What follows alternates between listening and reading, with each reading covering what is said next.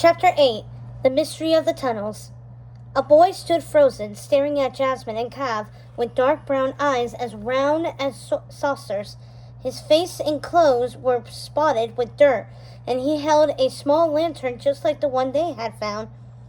"Hello," said Jasmine, smiling kindly at him. The boy nodded and quietly responded, "Hello." Cav glared at the boy, looking him up and down. "Who are you, and how did you get down here?" he asked boldly, stepping closer. "My name is Babak," the boy said. "I work in the palace with my family. My grandfather is Armand, servant to the Sultan." As soon as he mentioned Armand, Jasmine could see the similarity to her father's loyal servant in his face. Cav narrowed his eyes. "Do you know who this is?" he asked Babak, gesturing to Jasmine. Babak glanced at Jasmine and shook his head. "She is the princess," Cav said sharply. Then he leaned toward Jasmine and whispered, "He's either a fool or a liar, probably looking for treasure." "Cav!" Jasmine said, shocked at how he was treating the boy. Babak quickly placed his lantern on the ground and knelt down, bowing his head. "I'm sorry, Princess," Babak said, his voice shaking as he apologized. "I have never had the pleasure of seeing you, and I never would have expected to meet you here." "Please stand up. You're too kind, but there's no need to bow," said Jasmine.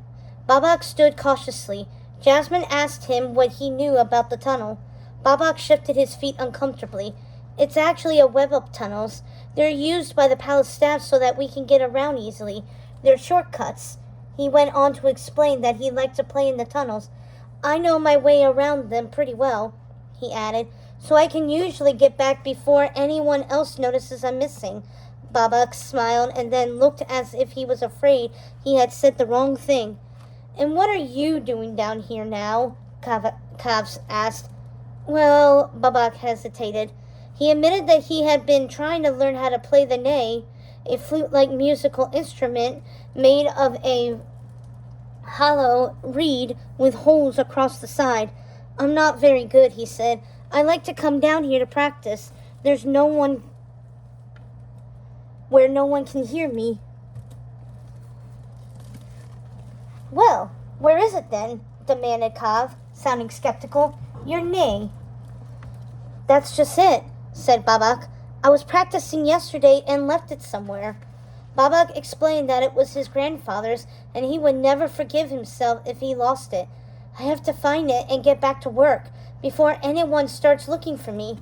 Cav pulled Jasmine aside. "We should go back to the palace immediately," he whispered. "We should help him first," said Jasmine.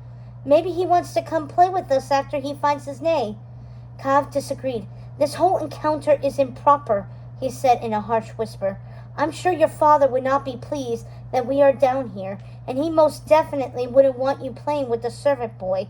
What you are doing is wrong." Jasmine looked at her feet. Her father had said she shouldn't play with anyone who wasn't royal, but he had also taught her to treat all people with respect, and the Sultan was always kind to the staff. Besides, she knew that helping Babak was the right thing to do, and she wasn't afraid to stand up for what she knew was right.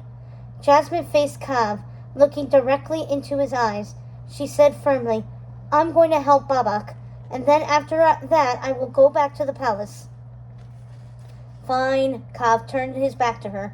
"I will return myself. I'll find my own way." He grabbed the lantern and started off. "And I'll be sure to tell your father everything," he called as he disappeared around the corner.